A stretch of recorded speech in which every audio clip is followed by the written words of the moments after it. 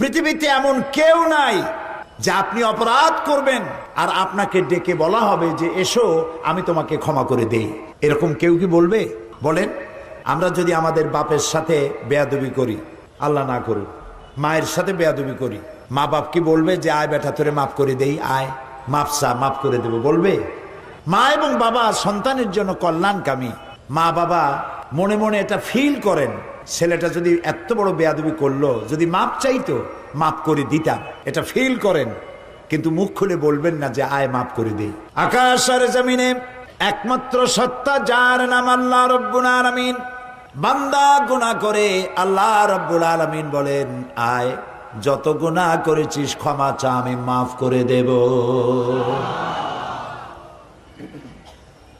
মানুষ গুনাহ করবে আর আল্লাহ তাআলা ক্ষমা করবেন, কারণ তার নাম হচ্ছে রহমান রহিম। এর অর্থ এই নয় যে আপনি জেনে বুঝে গুনাহ করবেন আর মাপ চাইতে থাকবেন, গুনাহ করবেন আর মাপ চাইতে থাকবেন, এক পর্যায়ে মনে করবেন যে গুনাহ করি নেই, তারপরে বুড়া বয়সে মাপ চাই নেব।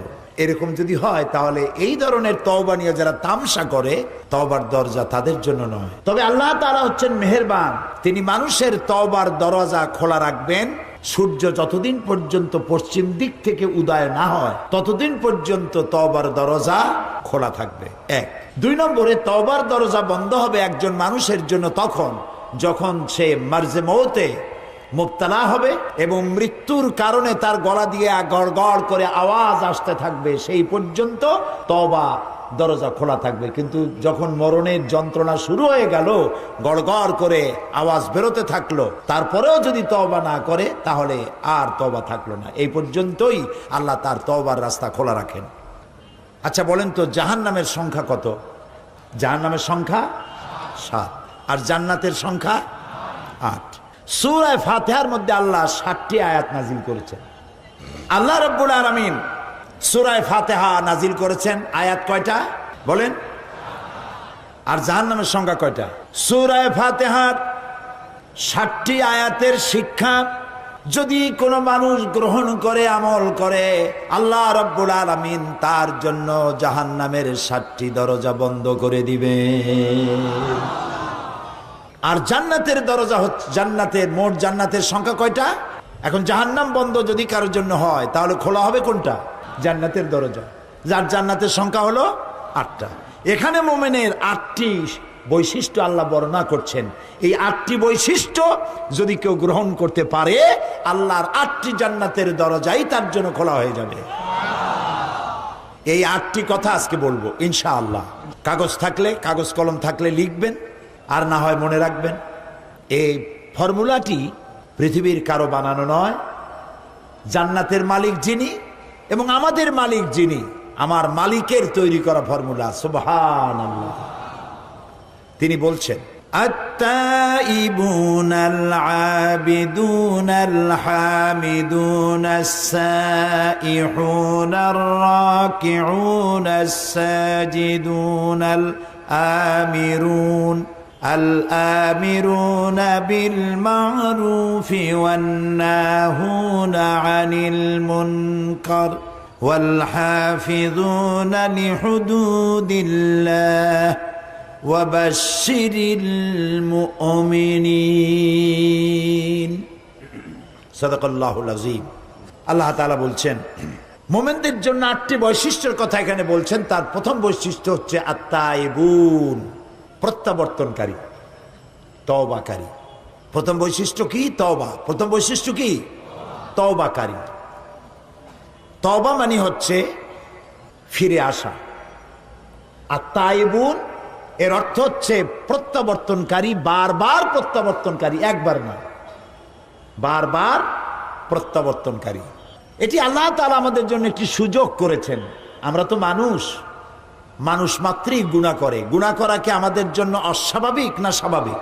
খুবই স্বাভাবিক। এটা আল্লাহর চাইতে কেউ ভালো বোঝে না। সেই জন্য আল্লাহ তাআলা বলছেন আত-তাইবুন, বারবার প্রত্যাবর্তনকারী, বারবার তওবাকারী। এই পৃথিবীতে সবথেকে মাসুম ব্যক্তি হচ্ছেন কারা? নিষ্পাপ ব্যক্তি কারা? আম্বিয়া আলাইহিমুস সালাম। নবীরা নিষ্পাপ, মাসুম, বেগুনাহ, তাদের কোনো গুনাহ নাই। নবী করিম সাল্লাল্লাহু আলাইহি সাল্লাম 40 বছর বয়সের সময় নবুয়ত পেয়েছিলেন। এই 40 বছরের মধ্যে নবুয়ত পূর্ব 40 বছরে তিনি কি কোনো গুনাহ করেছেন? এরকম আস্তে ঠান্ডা ঠান্ডা জবাব আমি কামনা করি না। যারা জানেন তারা জবাব দিবেন। নবুয়ত পূর্ব 40 বছর জীবনে রাসূলুল্লাহ কোনো গুনাহ করেছেন? নবুয়ত পাওয়ার পর মৃত্যু পর্যন্ত একটি গুনাহও কি করেছেন? যেই নবীর সারা জীবনে একটি গুনাহ নাই, সেই নবী বলছেন আমি দৈনিক 70 বার তওবা পড়ি। নবীজি আরো বলেছেন আমি দৈনিক 100 বার তওবা পড়ি। সুবহানাল্লাহ। রাতে দিনে 24 ঘন্টা গুনাহ করি, আমরা তওবা করি না। আর রাসূলুল্লাহ দৈনিক 100 বার তওবা পড়তেন। নামাজ পড়তেন, সালাম ফিরিয়ে বলতেন আল্লাহু আকবার। এরপরে 3 বার বলতেন আস্তাগফিরুল্লাহ, আস্তাগফিরুল্লাহ, আস্তাগফিরুল্লাহ। কয়বার বলতেন মনে থাকবে আপনাদের? আজকের এশার নামাজের থেকে আমল করবেন। ইমাম যখনই সালাম ফিরাবে আপনি কি বলবেন? আল্লাহু আকবার বলেন সবাই। তারপরে 3 বার কি বলবেন? আস্তাগফিরুল্লাহ, আস্তাগফিরুল্লাহ, আস্তাগফিরুল্লাহ। 3 বার। তোমার গুনাহ যদি হয় পাহাড় সমান, আল্লাহর রহমত হবে আকাশ সমান। তোমার গুনাহ আকাশ সমান, আল্লাহর রহমত তার আরশে আজিম উপচে পড়েছে। সুবহানাল্লাহ। এত দয়া, এত মেহেরবান, এত রহমত আল্লাহ তাআলা। সেই জন্য আল্লাহ তাআলা বলছেন আত-তাইবুন, মুমিনের সবথেকে বড় বৈশিষ্ট্য, 1 নম্বর বৈশিষ্ট্য, সে তওবা করবে, বারবার তওবা করবে। রুকনি ইয়ামিনি এবং হাজারে আসওয়াদ কাবা শরীফে, এইখানে কাবা শরীফে যে গেলাফ আছে, এই গেলাফের চতুর্দিকে সোনার সুতা দিয়া কোরআন শরীফের অনেকগুলি আয়াত লেখা আছে। রুকনি ইয়ামিনি থেকে হাজারে আসওয়াদ এই অংশে অনেকগুলি আয়াত আছে। তার মধ্যে একটি আয়াত আছে মাঝখানে লেখা। এমন জায়গায় এই আয়াতটি উৎকীর্ণ করা হয়েছে। এখানে যে আয়াতটি লেখা আছে, আল্লাহ রাব্বুল আলামিনের কোরআনের আয়াত লেখা হলো ওয়া ইন্নী লাগাফফারুন লিমান তাবা ওয়া আমানা ওয়া আমিলা সালিহান সুম্মা ইহতাদা। ওয়া ইন্নী লাগাফফারুন, আমি অবশ্যই ক্ষমাশীল। সুবহানাল্লাহ। কে বলতেছেন? আল্লাহ তাআলা। আমি অবশ্যই ক্ষমাশীল, দয়াবান। কাদের জন্য? লিমান তাবা, যে ব্যক্তি তওবা করলো, ঈমান আনলো এবং নেক কাজ করলো, নেক আমল করলো, সুম্মা ইহতাদা, এবং এরপরে সেই নেক আমলের উপরে টিকে থাকলো, হেদায়েতের উপরে টিকে থাকলো, আমি তার জন্য ক্ষমাশীল। আল্লাহর ক্ষমা তার বান্দাদের জন্য বিশাল মেঘের মতো ছায়া দিয়ে আছে আমাদেরকে। হযরত ওমর ফারুক রাদিয়াল্লাহু তাআলা আনহু একবার হেঁটে যাচ্ছিলেন অন্ধকার রাতে, পেছনে কিছু সাহাবীরা হাঁটতেছিলেন। এমন সময় চলতে চলতে তিনি জিজ্ঞেস করছেন, আচ্ছা তোমাদের মধ্যে এমন কি কেউ আছো যিনি বলতে পারো যে কোরআনে কারীমের মধ্যে মুমিনের জন্য হতাশা ব্যঞ্জক কোনো আয়াত আছে নাকি?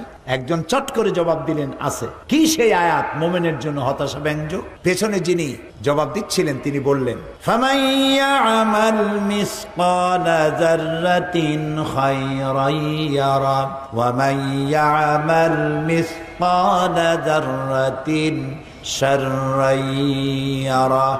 পৃথিবীতে যে ছোট্ট একটি নেকির কাজ করবে, ভালো কাজ করবে, সরিষা পরিমাণ নেকির কাজ করলে সেটা দেখতে পাবে। আর সরিষা পরিমাণ গুনার কাজও যদি কেউ করে তাও সে কিয়ামতে দেখতে পাবে। এটা মুমিনের জন্য হতাশা ব্যঞ্জক আয়াত। ছোট্ট ছোট্ট গুনাহও দেখতে পাবে। হযরত আবু সাঈদ খুদরি রাদিয়াল্লাহু তাআলা আনহু তিনি প্রশ্ন করেছিলেন, হে রাসূল, এই আয়াত নাজিল হওয়ার পর তিনি বলেছিলেন, হে রাসূল, আমি কি আমার ছোট্ট বড় সব ছোট ছোট গুনাহগুলিও দেখব? রাসূলুল্লাহ বললেন, হ্যাঁ দেখতে পাবে। হযরত আবু সাঈদ খুদরি রাদিয়াল্লাহু তাআলা আনহু শিশুর মতো ডুকরে কেঁদে উঠলেন, তাহলে তো আমি শেষ হয়ে যাব, আর একবার মরে যাব, আমার সব গুনাহ যদি আমি কিয়ামতে দেখি। হযরত ওমর কাঁদতেছিলেন। কিছুক্ষণ পর জিজ্ঞেস করেন, আচ্ছা কোরআনের মধ্যে মুমিনের জন্য আশাব্যঞ্জক কোন আয়াত কি আছে? পেছন থেকে জবাব এলো, আছে। কি? তিনি জবাবে বললেন, কুল ইয়া ইবাদিয়াল্লাযীনা আসরাফু আলা আনফুসিহিম লা তাকনাতু মির রাহমাতিল্লাহ ইন্নাল্লাহা ইয়াগফিরুয যুনুবা জামিআ। হে নবী, আপনি বলুন, হে আল্লাহর বান্দারা, তোমরা যারা নিজের নফসের উপরে জুলম করেছো, অত্যাচার করেছো, লা তাকনাতু মির রাহমাতিল্লাহ, আল্লাহর রহমত থেকে মায়ুস হয়ে যেও না, নিরাশ হয়ে যেও না, হতাশ হয়ে যেও না। সুবহানাল্লাহ।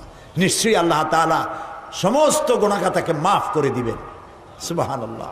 হযরত ওমর কান্না জড়িত কণ্ঠে বললেন, আচ্ছা তোমাদের মধ্যে কি আব্দুল্লাহ ইবনে মাসউদ আছে নাকি? আব্দুল্লাহ ইবনে মাসউদ বললেন, আমি তো আপনার প্রশ্নের জবাবগুলি দিচ্ছিলাম। সুবহানাল্লাহ। আব্দুল্লাহ ইবনে মাসউদ ছিলেন রাখাল, উট ছাগল ভেড়া চড়ায় বেড়াতেন, রাখাল। আব্দুল্লাহ ইবনে মাসউদের মতো রাখালকে এই কোরআন শরীফ তাকে রাইসুল মুফাসসিরিন বানিয়ে দিয়েছে। সুবহানাল্লাহ। খাট্ট খট্ট মানুষ ছিলেন, ছোট্ট মানুষ ছিলেন। একবার তিনি গাছে উঠতেছিলেন, খেজুর গাছে খোরমা পাড়বার জন্য।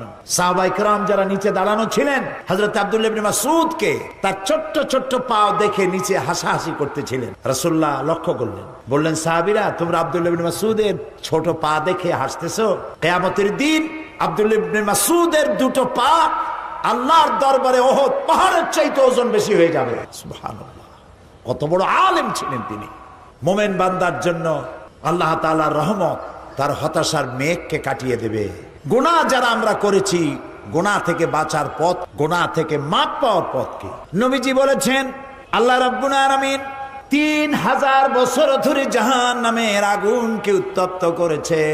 এই জাহান্নামের আগুন অন্ধকার অমাবস্যা রাতের মতো কালো হয়ে গেছে। এই জাহান্নামের আগুন যদি পৃথিবীর সব সমুদ্রের মহাসমুদ্রের পানি যদি ঢেলে দেওয়া হয়, জাহান্নামের আগুন নিভবে না। জাহান্নামের আগুন সমুদ্র মহাসমুদ্রের পানিতে আগুন নিভবে না, কিন্তু গুনাহগার বান্দার অনুশোচনা আর অনুতপ্ত আর অনুশোচনার 2 ফোঁটা চোখের পানি তার জন্য নির্ধারিত জাহান্নামের আগুন নিভে যেতে পারে। বান্দা যখন গভীর রাত্রি আরামের ঘুমকে হারাম করে তাহাজ্জুদের নামাজ পড়ে আল্লাহর দরবারে হাত তুলে যদি কান্দে, রব্বুল আলামিন শয়তানের ওয়াসওয়াসায় পড়ে গুনাহ করেছি, মাফ করে দাও। নবীজি বলেন, চোখের পানি নাকের অর্ধেক আসতে না আসতে আল্লাহ রব্বুল আলামিন তার এই ক্রন্দনরত বান্দাকে মাফ করে দে। সুবহানাল্লাহ, সুবহানাল্লাহ। আল্লাহ তাআলা অসীম রহমতের মালিক। এই পৃথিবীর বাজার ঘাট, অফিস আদালত সন্ধ্যা আসতে থাকে, দিনের বেলায় চলতে থাকে, আসর হতে থাকে, আর সব একটা একটা করে বন্ধ হতে থাকে। আর আল্লাহর অফিসের অবস্থা ভিন্ন। দুনিয়া রাত যত বাড়তে থাকে, অফিস আদালত দোকানপাট সব বন্ধ হতে থাকে। আর আল্লাহ তাআলার অফিসের অবস্থা ভিন্ন। রাত যত গভীর থেকে গভীরতর হতে থাকে, আল্লাহ তাআলার রহমতের অফিসগুলি তত কর্মচঞ্চল হয়ে ওঠে। সুবহানাল্লাহ, আল্লাহু আকবার। আল্লাহ তাআলা আরশে আজিম থেকে প্রথম আকাশে আসেন। কি দয়া তার! প্রথম আকাশে আসেন আর বলতে থাকেন, কে আছো গুনাহ করে জীবনটাকে বরবাদ করে দিয়েছো, আমাকে বলো, মাফ করে দেব। সুবহানাল্লাহ, মাফ করে দেব। বান্দা যখন গভীর রাত্রে কাঁদতে থাকে, তাহাজ্জুদের নামাজ পড়ে দেখবেন এর চাইতে মজার কিছু নাই পৃথিবীতে। গভীর রাত্রে যখন পৃথিবীটা ঘুমিয়ে যায়, প্রিয় ভাই সব, মানুষ যে প্রেম করে, পত্রিকা বিজ্ঞাপন দিয়ে প্রেম করে, বোঝেন কথা? পত্রিকা বিজ্ঞাপন দিয়ে প্রেম করে, মাইকিং করে প্রেম করে। প্রেম করে কিভাবে? গোপনে গোপনে। মোমেন ব্যক্তি প্রেম করবে কার সাথে? ঢাকঢোল পিটায় করা যাবে না, মাইকিং করে করা যাবে না। আল্লাহ তাআলা বলছেন, প্রেম করার জন্য আমি একটা নির্জন পরিবেশ তৈরি করে দেই। দিনের কোলাহল শেষ হয়ে গেল, সূর্য অস্তমিত হয়ে গেল, রাতের একটি কালো চাদর দিয়ে দুনিয়াটাকে ঢেকে দিলাম। এখন তুমি জাগ্রত হও, একটু ঘুমাও, তারপরে জাগ্রত হও, ওযু করো, জানামাজে দাঁড়িয়ে যাও। বান্দা যখন গভীর রাত্রি নির্জন পরিবেশে ওযু করে সিজদায় যখন চলে যায়, লম্বা লম্বা সিজদা দিয়া চোখের পানি ফালায়, দেখেন কি মজা। নামাজ পড়ে জায়নামাজে বসে ডাকতে থাকুন, ইয়া আল্লাহু ইয়া রহমানু ইয়া রহিমু ইয়া হাইয়ু ইয়া কাইয়ুম। পড়েন সবাই আমার সাথে, ইয়া আল্লাহু ইয়া রহমানু ইয়া রহিমু ইয়া হাইয়ু ইয়া কাইয়ুম। ইয়া আল্লাহু ইয়া রহমানু ইয়া রহিমু ইয়া হাইয়ু ইয়া কাইয়ুম। গভীর রাত্রে সবাই যখন ঘুমানো, আপনি এভাবে নরম করে একটু একটু করে সুন্দর করে আল্লাহর পবিত্র নাম ডাকতে থাকুন, চোখ দিয়া পানি পড়তে থাকবে। আল্লাহ রাব্বুল আলামিন ফেরেশতারে ডেকে বলেন, ফেরেশতা দেখ আমার বান্দা কান্দে কেন? ফেরেশতারা বলে, রব্বুল আলামিন তুমি তো জানো। আল্লাহ বলেন, হ্যাঁ জানি, তোমাদের মুখ থেকে শুনতে চাই, বলো কান্দে কেন? ফেরেশতারা বলে, রব্বুল আলামিন তোমার বান্দারা গুনাহ করেছে, জাহান্নামের ভয়তে ওরা কান্দে। আল্লাহ জিজ্ঞেস করেন, আমার ফেরেশতারা আমার এই বান্দারা কি দোজখ দেখেছে নাকি? কয় না, দোজখ দেখে নাই। আমারে দেখছে নাকি? কয় আল্লাহ আপনার জাতের কসম আপনারে দেখে নাই। বেহেশত দেখেছে নাকি? বলে না, বেহেশত দেখে নাই। আল্লাহ বলেন, ও আমার ফেরেশতারা সাক্ষী থাকো, ওরা আমার বেহেশত দেখে নাই, দোজখ দেখে নাই, আমারে দেখে নাই। শুধুমাত্র আমার নবীর কথা, আমার কোরআনের কথা বিশ্বাস করে আরামের ঘুমকে হারাম করে যেভাবে কাঁদতেছে লক্ষ্য করে দেখো, আমার রহমতের দরিয়ায় জোশ মেরে গেছে। তোমরা সাক্ষী থাকো, আমার এই ক্রন্দনরত বান্দার বান্দিগুলি আমি আল্লাহ মাফ করে দিলাম। সুবহানাল্লাহ। প্রিয় ভাই সব, আর তাইবুন, তওবা করুন। যত বেশি বেশি পারি আমরা তওবা বেশি করে করব। আল্লাহ যেন কবুল করেন, বলেন আমি। আল্লাহ তাআলা দেওয়ার জন্য প্রস্তুত। যে চায় না আল্লাহ তার উপরে রাজি, নারাজ হয়ে যান। কবি বলছেন, হর হমেশা দেনে কো तैयार है, जो न मांगे उससे वो बेजार है। সব সময় দিতে আমার আল্লাহ প্রস্তুত, যে চায় না আল্লাহ তার উপরে নারাজ হয়ে যান। প্রিয় ভাই সব, আল্লাহর কাছে তওবা করলে আল্লাহ মাফ করে দিবেন। তবে গুনার একটি সীমা থাকা উচিত, সীমা ছাড়া যেন গুনাহ আমরা না করি। গুনাহ থেকে সব সময় তওবা করতে হবে। এই গুনাহ থেকে বাঁচার জন্য একটা পদ্ধতি আছে, বলবো কি? বলবো। সেটি হচ্ছে মুহাসাবা, আত্মসমালোচনা করা। রাত্রিবেলা যখন আমরা ঘুমাতে যাই, বেডে গিয়ে ঘুমাবার আগে চিন্তা করুন, আল্লাহ আজকের সকাল থেকে নিয়ে এই ঘুমাবার বিছানা পর্যন্ত আসতে কয়টা মিথ্যা কথা বলেছি আজ, মনে পড়বে না? জবাব দেন। মানুষের সাথে কয়টা ওয়াদা খেলাপ করেছি, মনে পড়বে না?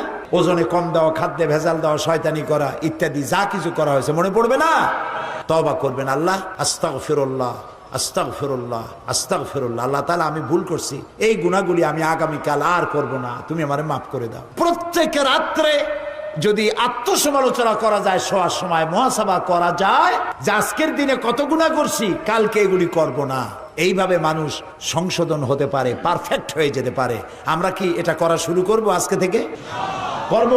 আল্লাহ তৌফিক দিন। আমরা বলি আমিন, আমরা বলি আমিন। প্রিয় ভাই সব, আল্লাহ তাআলার মধ্যে দুইটা সিফত সব থেকে বেশি ক্রিয়াশীল। আল্লাহ তাআলার মধ্যে দুইটা সিফত সব থেকে বেশি ক্রিয়াশীল। একটা হলো রহম, আর একটা হলো করম, দয়া আর দান।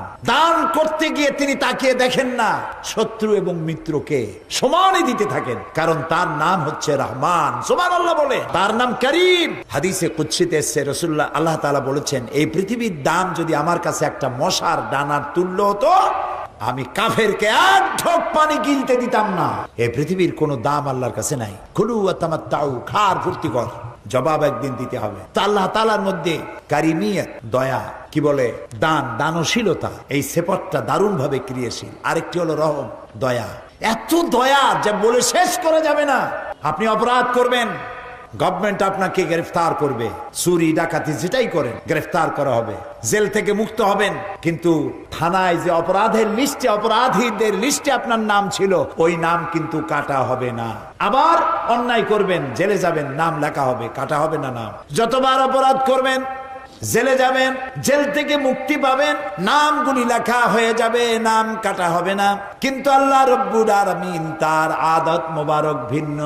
মানুষ গুনাহ করে, গুনাহ থেকে তওবা করলে পরে আল্লাহ রব্বুল আলামিন গুনাহই শুধু মাফ করেন না, গুনার খাতা থেকে নামটা আল্লাহ মুছে ফেলে দেন।